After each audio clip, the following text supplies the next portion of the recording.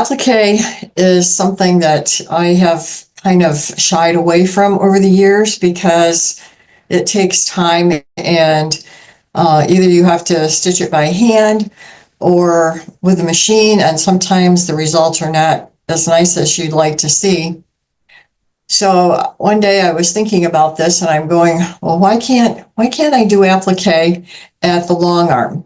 So I thought about it and decided, yes, there's got to be a way to do this. Now, it's probably not for everybody and not for every kind of applique on a quilt, but for larger appliques, it is a good technique.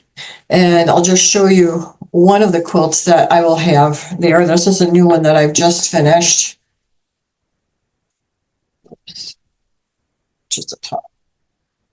All right, we'll get it right side up.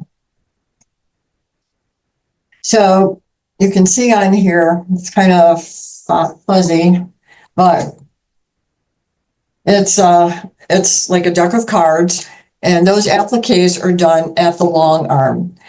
And I'll be bringing another example as well that has butterflies on it, that I actually took the pattern in QuiltMagine, and this is done using automation. This technique is done using automation.